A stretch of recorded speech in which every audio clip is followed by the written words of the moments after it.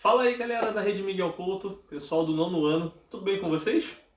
E aí, galera, como que vocês estão? Espero que todos estejam bem, espero que todos vocês estejam realizando as atividades que a gente tem passado para casa, aquela lista com alguns exercícios, tranquilo? Espero também que vocês tenham assistido às nossas aulas e, obviamente, que vocês tenham compreendido grande parte do conteúdo que a gente está passando para vocês à distância, ok? Dando sequência no nosso conteúdo sobre a Europa, eu vou falar agora especificamente uma aula específica, uma aula exclusiva sobre a população europeia, ok? É uma aula importante? Sim, é uma aula extremamente importante. É uma aula difícil? Não, não considero uma aula difícil porque é um tema que você vai pegar dados e vai comparar, tranquilo, como você faz quando a gente estuda a questão da população brasileira. Você vai comparar taxas de natalidade, mortalidade, crescimento populacional e você vai entender como é que se dá essa conjuntura populacional no continente europeu. Porém, diferente do Brasil, a população da Europa tem características bem peculiares, tranquilo? Tanto características de sua origem, de sua formação, como também dos ritmos de crescimento da população europeia, e isso é extremamente importante, ok? Por fim, a gente vai estar falando um pouco sobre os problemas enfrentados pela Europa e também povos que saem dos seus locais de origem, das suas terras natais e vão para a Europa, que são os refugiados, ok? Não ocorrem apenas no continente europeu, mas nós iremos aqui nos debruçarmos sobre os refugiados europeus, ok? Não é uma aula difícil, não esquece disso, porém é uma aula extremamente importante. Primeira coisa que eu quero trazer para você aqui é contextualizando esse conteúdo com a sua apostila. Na sua apostila 3, você tem na página 362 o seguinte subtítulo: Aspectos Humanos da Europa Desenvolvida.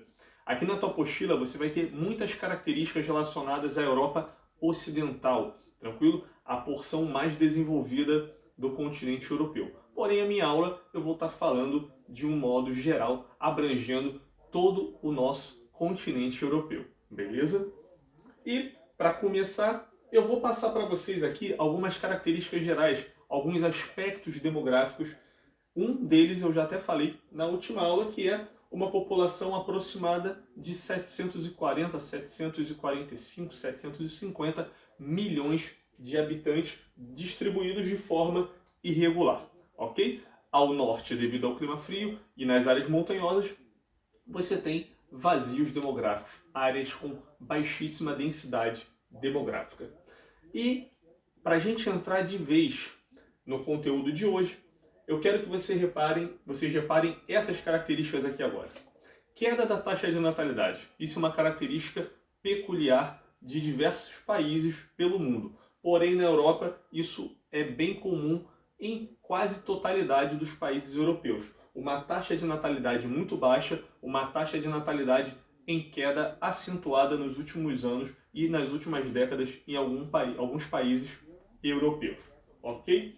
Junto com essa queda da taxa de natalidade, você tem também uma elevação na expectativa de vida da população europeia. Essa elevação na expectativa de vida europeia faz com que você tenha o quê? População europeia com uma idade média acima de 75 anos. Primeira coisa que eu quero que vocês entendam aqui. O que leva essa redução na taxa de natalidade da Europa? Primeiro, a entrada da mulher no mercado de trabalho é um fator decisivo, assim como nós temos aqui no Brasil. Segundo, o acesso cada vez mais fácil e mais eficiente aos métodos contraceptivos. Tranquilo? E o terceiro, que seria o custo de um filho, obviamente o que nós chamamos de planejamento familiar, ok? As famílias hoje reduzindo o seu número de filhos, tranquilo? Por uma questão de custos e também pela dificuldade da mulher de cuidar desses filhos, porque hoje grande parte das mulheres estão trabalhando, ok? Tudo isso a gente também vê no Brasil, beleza? A elevada expectativa de vida deve-se a quê, professor? Deve-se a melhorias na qualidade de vida, deve-se a melhorias nas condições sanitárias, nas condições de saúde dos países europeus e, obviamente, de um modo geral, o avanço da medicina, beleza? nós temos alguns países com uma população idosa muito significativa, como por exemplo a Itália, que a gente viu recentemente tendo um número muito alto de mortos causado pelo coronavírus, tranquilo? E esses mortos principalmente da faixa etária idosa, tranquilo? Baixos níveis de crescimento populacional e crescimento vegetativo negativo. Vamos diferenciar esses conceitos rapidamente. Crescimento populacional é o crescimento vegetativo mais o saldo migratório, que é a quantidade de pessoas que entram e a quantidade de pessoas que saem daquela região, daquele local, daquele país. O crescimento populacional na Europa é baixo, mas o crescimento vegetativo médio é negativo. Por quê? Você tem uma taxa de natalidade menor do que uma taxa de mortalidade em grande parte dos países. E isso deve-se a quê, professor? Morrem muitos idosos devido a uma baixa qualidade de vida? Não, morrem-se porque nós temos muitos idosos. E o ciclo natural da vida é esse, você nasce, cresce e morre, beleza? Então, percentualmente, você tem uma taxa de mortalidade mais elevada em alguns países da Europa, como se comparado, por exemplo, com o Brasil, beleza? Mas isso não indica uma péssima qualidade de vida, como a gente vai ver num gráfico já já. E quando a gente olha o crescimento populacional, você vê que ele não é negativo, mas ele é baixo. O que faz esse crescimento ainda ser positivo na Europa? O saldo migratório, ou seja, a entrada de grande número de imigrantes. Tranquilo? Imigrantes esses que vão trabalhar principalmente em áreas mais simples, áreas que não demandam um grande grau de qualificação. Tranquilo? E a gente já sabe também que na Europa nós temos grandes casos, graves casos de xenofobia, tranquilo? Que é o preconceito, que é a aversão ao estrangeiro, beleza? Nós temos alguns países europeus que a maior parte da população é estrangeira, tranquilo? Então é muito presente o estrangeiro nos países europeus de um modo geral, tranquilo? Diferente do Brasil. No Brasil nós temos recentemente a entrada de estrangeiros num número mais elevado. Venezuelanos, haitianos, alguns anos atrás, bolivianos, beleza? Porém, na Europa, isso já é um movimento que ocorre ao longo de muito tempo. E se você reparar, a Europa foi até metade do século XX uma área de repulsão populacional devido às duas primeiras grandes guerras mundiais. Posteriormente, a Europa vai se reconstruindo e passa a ser o quê? Um local de atração populacional novamente. Foi? População da Europa formada basicamente por povos germânicos, latinos e eslavos que migraram para a Europa vindos de diferentes regiões da Ásia.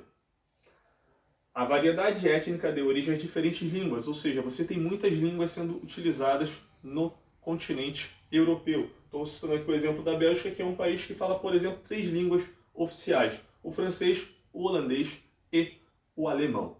Beleza? Dando sequência aqui no nosso conteúdo, eu estou trazendo para vocês um gráfico que eu tirei da nossa apostila. Esse gráfico é muito fácil de você interpretar. Tem aqui a população da Europa em 1950 e outros continentes, em 2005 e em 2050. E você repara que a população europeia de 50 até 2005, período pós-guerras, você tem um aumento dessa população.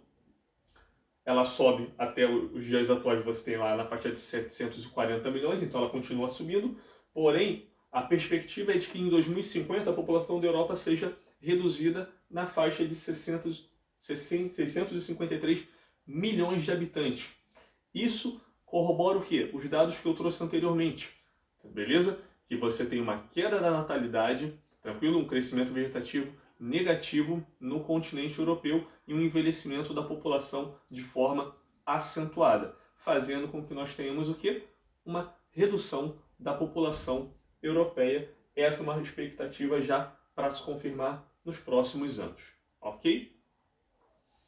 Aqui eu estou trazendo outros 2 dados importantes sobre a população europeia. Exemplo, esse daqui eu tirei da tua apostila, beleza? Esse daqui eu tirei do site do IBGE, que são dados do Brasil, só para você comparar. Exemplos de países europeus com crescimento natural negativo. Eu quero que você preste atenção apenas nisso daqui. Taxa de mortalidade da Alemanha, da Áustria, da Itália e de Portugal, dados de 2009. Pegando os dados de 2010 do Brasil, eu só consegui o recorte no site do IBGE de 2010 até perspectivas até 2058, que a taxa de mortalidade do Brasil em 2010 era de 6,36% da população brasileira. Ou seja, uma taxa de mortalidade menor do que nesses países europeus. Aí você vai me perguntar, professor, isso significa que o Brasil apresenta uma qualidade de vida melhor do que desses países europeus? Não. Isso é reflexo de uma população idosa mais acentuada nesses países europeus, obviamente ocasionando uma taxa de mortalidade mais elevada. Mas, graças ao desenvolvimento socioeconômico desses países, essas taxas de mortalidade são causadas basicamente por questões naturais, que é o envelhecimento da população europeia. Beleza? Essa é a intenção de trazer esses dados para vocês. E vocês reparem também aqui o Brasil, ó, conforme passar o tempo, a nossa taxa de mortalidade também vai aumentar. Mas a perspectiva é que o Brasil vai melhorando, vai se desenvolvendo social, economicamente e também nas questões sanitárias.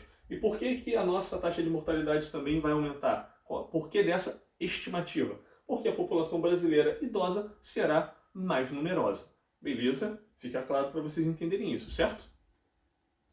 E aí eu quero trazer para vocês um último gráfico chamado de pirâmide etária. Vocês já estudaram pirâmide etária quando nós falamos sobre o Brasil.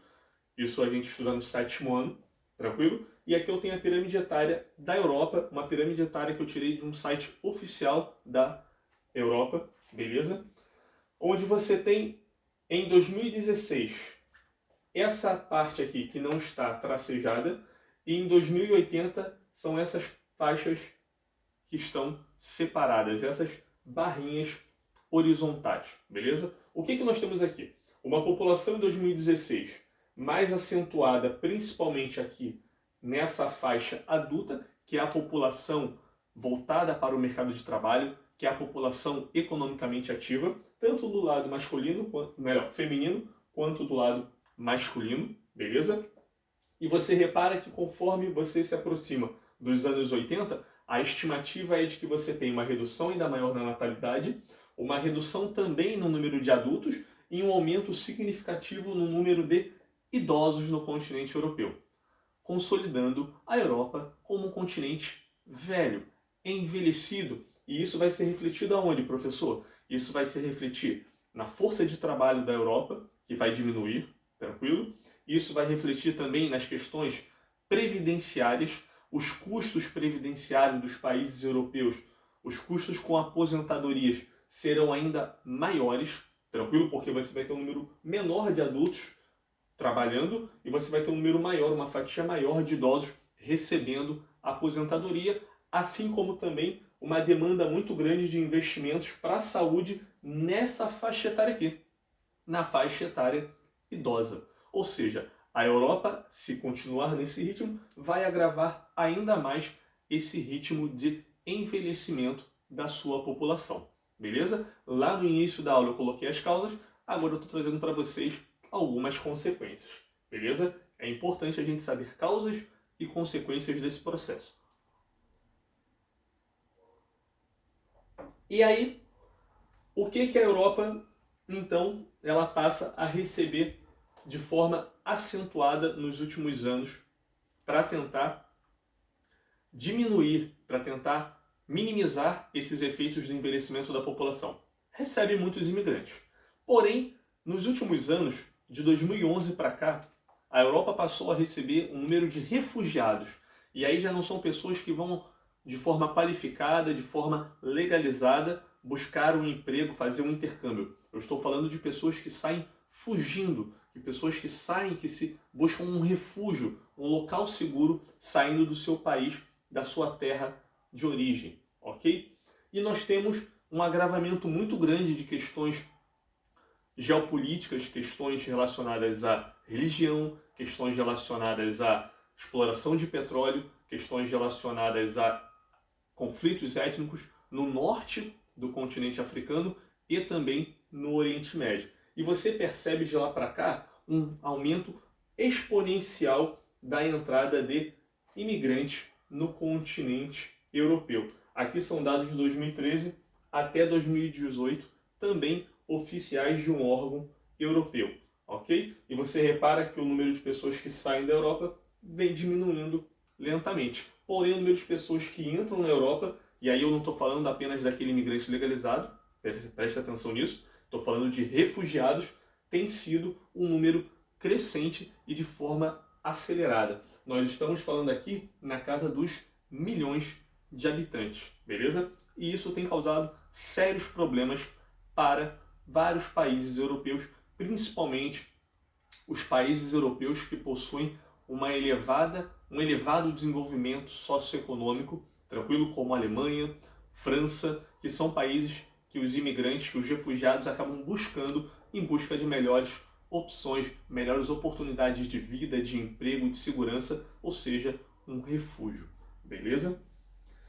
Eu estou trazendo aqui para vocês um outro dado, seriam os bolsos de uma pirâmide etária, que mostra como a população europeia se encontra atualmente. É esse dado amarelo, essa pirâmide etária amarela e suas faixas etárias, e como se encontra esses imigrantes que têm entrado na Europa nos últimos anos. Aqui são dados de 2019.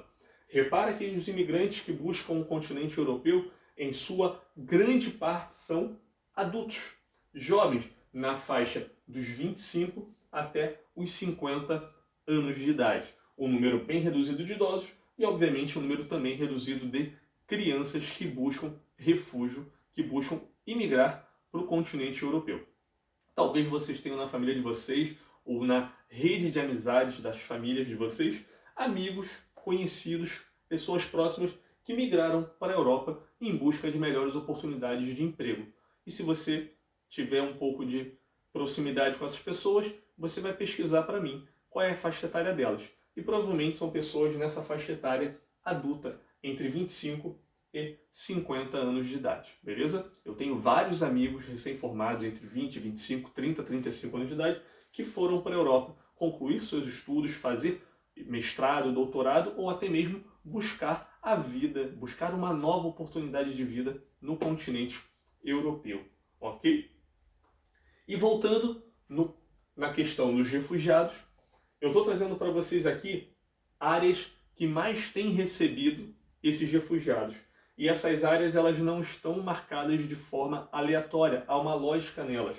Aqui você tem uma proximidade muito grande com países do Oriente Médio e aqui você tem uma proximidade muito grande com países do norte da Europa. Aqui você tem o Mar Mediterrâneo, você atravessa o Mar Mediterrâneo e obviamente você já consegue ingressar no continente europeu. E quais são os países que acabam sendo as portas de entrada principais desses refugiados no continente europeu? Aqui você tem a Espanha, a Itália, a Grécia, tranquilo? Você também tem aqui a Hungria, ok? A Polônia também é um local que capta muitos refugiados, beleza? Mas se você for pensar a grosso modo, tanto Itália quanto Grécia são países que sofrem uma pressão muito grande. Nós tivemos recentemente, nos anos de 2012, principalmente 2014 e 2015, um boom de conflitos no norte da África e no Oriente Médio, guerra da Síria, questões relacionadas à Primavera Árabe também, principalmente ali no norte da África, e nós tivemos um número de refugiados gigantescos em direção ao continente europeu. Esses refugiados eles se amontoavam em barcos, balsas, botes, muitos morriam na travessia do Mediterrâneo, beleza? Nós tivemos imagens que chocaram o mundo, como bebês mortos nas praias italianas, nas praias gregas, tranquilo? Que vinham naqueles barcos precários, o barco virava, aquelas crianças não sabiam nadar, vinham a óbito e o mar jogavam eles nas areias das praias europeias. Isso chocou o mundo e a partir dali a pressão pública se debruçou mais sobre a causa desses refugiados e alguns países começaram a buscar algumas soluções, criar campos de refugiados, tentar dar um acesso mais oficial a esses refugiados para que eles buscassem oportunidades de emprego e melhores condições de vida na Europa. Sendo que juntamente com isso também cresce o quê? A xenofobia, cresce os movimentos nacionalistas em alguns países, tranquilo? Principalmente aqui no leste europeu, países que se fecham e que sua população defendem uma maior ruptura com a entrada desses refugiados no continente europeu. Aqui eu estou trazendo para vocês essa área azul, tá destacada aqui, que é o espaço Schengen. E eu estou querendo contextualizar aqui para vocês, que aí é uma forma de eu aprofundar o conteúdo. O que seria o espaço Schengen? É um espaço que reúne 26 países, tranquilo? Nem todos eles são países da União Europeia, nem todos os países da União Europeia também participam deste espaço Schengen. Então não confundir esse espaço de livre circulação de pessoas com a União Europeia. São coisas distintas, ok? Esse espaço, ele permite a entrada de cidadãos de outros países que fazem parte do espaço Schengen e também de turistas, beleza? Tanto que você tem muitas pessoas que saem do Brasil e falam, vou para a Europa porque eu chego em um país, pego um trem, pego um avião e consigo circular rapidamente por diversos países devido ao tamanho reduzido e uma malha de transporte eficiente, beleza? Esse espaço Schengen é o que permite esse deslocamento. E como você tem um aumento muito grande no número de refugiados, alguns países deste espaço começam a bloquear suas fronteiras, causando problemas geopolíticos e também problemas econômicos, porque muitos profissionais se deslocam de um país para o outro diariamente trabalhando, semanalmente, mensalmente, prestam serviço para outros países. E como você tem o bloqueio em alguns países, de forma bastante rígida para dificultar a entrada desses refugiados no espaço Schengen e em outros países da União Europeia, e também, estou pensando aqui principalmente em países mais desenvolvidos, você tem uma crise geopolítica dentro do território europeu, beleza? Dando sequência, eu estou trazendo um outro gráfico aqui, um mapa, e esse mapa eu acho ele bem bacana, apesar dele estar em inglês, vocês conseguem entender basicamente o que está sendo explicado aqui. Aqui são a crise migratória da Europa de 2015, os países que foram os países de origem da maior parte dos refugiados. Ali você tem a Síria, o Kosovo, o Afeganistão, a Albânia, Iraque. Se você reparar, países do leste europeu, países também do Oriente Médio, países do norte da África, beleza? Aqui você tem os países que mais receberam esses refugiados. Você vê a Alemanha com um número muito elevado, e isso se explica facilmente por ser o país mais desenvolvido do continente. Você tem aqui no sul da Europa esse número mais elevado, você vê a Grécia, você vê a Itália também com números bem expressivos. Eu não estou falando aqui de pessoas que chegaram, eu estou falando de pessoas que se alocaram nesses países. Mas a porta de entrada permanece aquele gráfico. Os países, principalmente aqui, banhados pelo Mediterrâneo, e os países do leste europeu, e a Turquia também é um país importantíssimo porque é um país com terras no Oriente Médio e também terras na Europa. É um país que faz fronteira com áreas de conflito do Oriente Médio, tranquilo? Proximidade com Síria, com Iraque, com Irã. Consequentemente, os refugiados buscam as terras turcas para ingressarem na União Europeia, beleza? E outro dado aqui importante que eu quero trazer para vocês, esse dado aqui é um dado também oficial da Eurostat, que traz o quê? As principais nacionalidades que pediram asilo, que são sírios, Eritreia, que fica na África, Afeganistão, Iraque e Irã. E aqui você tem as principais solicitações aprovadas por países. Aqui você tem a Alemanha logo de cara. A Alemanha que apresenta o quê? Uma qualidade de vida elevadíssima. O que eu quero destacar aqui? Isso são refugiados aprovados, solicitações de refúgio aprovadas em 2014. Se você acha esse número gigantesco, eu só queria destacar para vocês que nós temos no continente europeu um número de refugiados na casa dos milhões, beleza? Então, se você reparar, esses números são muito pequenos se comparado com a quantidade de refugiados que chegam no continente europeu. Aqui são dados de 2014, essa crise se agrava em 2015 e ela vem até os dias atuais, beleza? Por fim, eu quero destacar aqui uma fala de uma das pessoas que trabalham na Agência da ONU para Refugiados, que é: a verdade é que os refugiados não arriscariam suas vidas em uma jornada tão perigosa se pudessem prosperar onde estão. Queria que vocês refletissem sobre essa questão aqui, sobre essa fala, sobre esta citação e pensar um pouquinho sobre o nosso país. Aqui nós conseguimos ainda prosperar sem nos deslocarmos do nosso país. E o dia de amanhã, o futuro do nosso país está na mão de vocês, na minha mão. Me considero ainda uma pessoa jovem. Nós faremos um Brasil melhor. Tranquilo? nós não estamos sendo obrigados, perseguidos dentro do nosso território. Nós temos um país com todas as mazelas, todos os problemas sociais e econômicos, de corrupção e tudo mais, que não vale a pena ficar se debruçando aqui, não é o tema da aula, mas nós ainda assim temos um país onde nós podemos prosperar. Beleza? Quero destacar aqui para vocês documentários importantes, pequenininhos, coisa de 7 minutos, aqui são 3 minutos, que mostram campos de refugiados na Europa, tranquilo? Campos de refugiados, obviamente, que tem uma importância muito grande, principalmente agora nessa pandemia do coronavírus. Campos de refugiados que estão isolados, muitos deles, para dificultar o quê? A disseminação do coronavírus. Vocês vão perceber que são campos extremamente precários. E aqui é uma reportagem, esse é o título da reportagem, que fala sobre um campo de refugiado na Grécia, um dos maiores campos, quiçá o maior campo de refugiados da Europa atualmente. Aqui seria o link da reportagem, o link curto, tranquilo? Se você quiser digitar no seu celular ou no seu computador, você também consegue acessar essa reportagem. Mas eu gostaria muito que vocês dessem uma olhada nesses 3 links que eu estou sugerindo a vocês. Tranquilo?